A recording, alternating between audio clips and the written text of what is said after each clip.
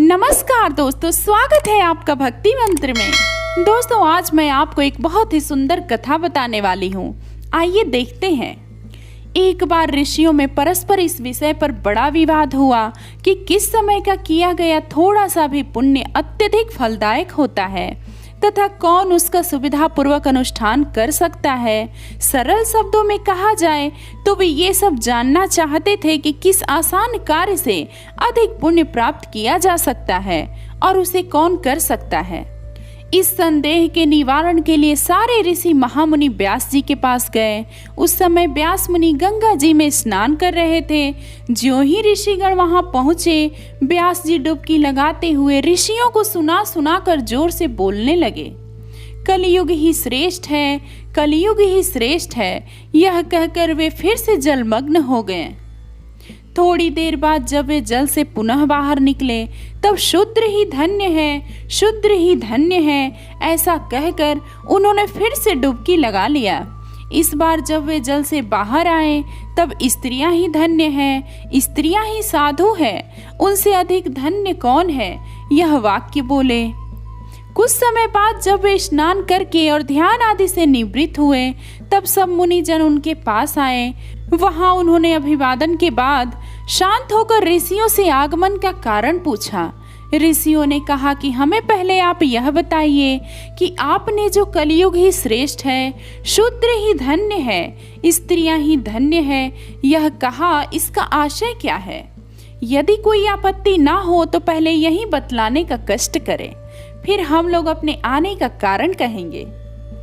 व्यास जी बोले कि ऋषियों, जो फल सतयुग में 10 वर्ष तप करने से, ब्रह्मचर्य और धर्म आचरण करने से प्राप्त होता है, वही त्रेता में 1 वर्ष, द्वापर में 1 मास तथा कलयुग में केवल 1 दिन में प्राप्त होता है। इसी कारण मैंने कलयुग को श्रेष्ठ कहा है।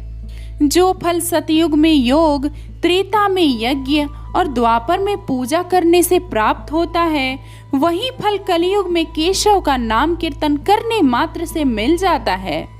ऋषियों, कलयुग में अत्यल्प श्रम, अत्यल्प काल में ही अत्यधिक पुण्य की प्राप्ति हो जाती है, इसलिए मैंने कलयुग को श्रेष्ठ कहा है।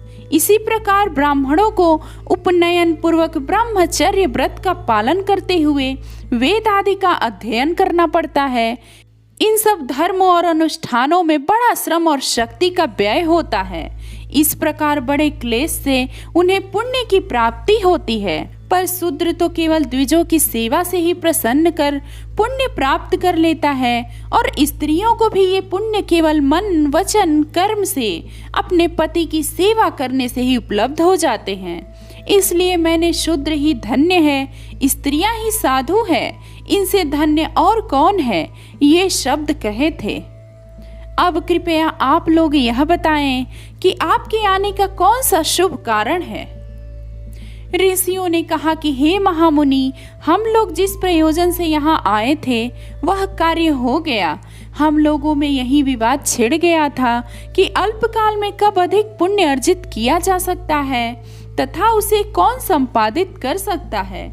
आपके इस स्पष्टीकरण से समाप्त हो चुका है। व्यासदेव ने कहा कि ऋषियों, मैंने ध्यान से आपके आने की बात जान ली थी तथा आपके हृदयगत भावों को भी जान गया था, इसलिए ही मैंने उपयुक्त बातें कही और आप लोगों को भी साधु साधु कहा था। वास्तव में जिन पुरुषों ने गुण रूपी जल से अपने सारे दोष धो डाले हैं, उनके थोड़े से ही प्रयत्न से कलयुग में धर्म सिद्ध हो जाता है। इसी प्रकार शूद्रों को ब्राह्मण सेवा तथा स्त्रियों को पति सेवा से अनायास ही महान धर्म की सिद्धि, विशाल पुण्य राशि की प्राप्ति हो जाती है। इस प्रकार आप लोगों के मन की बात मैंने बिना पूछे ही बतला दी थी। फिर सब ऋषियों ने व्यास जी का पूजन करके उनकी बार बार प्रशंसा की और वे जैसे आए थे वैसे ही अपने अपने स्थान को लौट गए। तो दोस्तों, आप भी जान गए होंगे कि कलयुग में सिर्फ भगवान का नाम लेने मात्र से ही कल्याण हो जाता है और सारे पाप नष्ट हो जाते हैं। दोस्तों, मैं उम्मीद करती हूँ ये कथा आपको जरूर अच्छी लगी होगी। आप अपने विचार कमेंट में जरूर बताना। मिलते हैं कुछ और नई कथा के साथ, तब तक के लिए नमस्कार।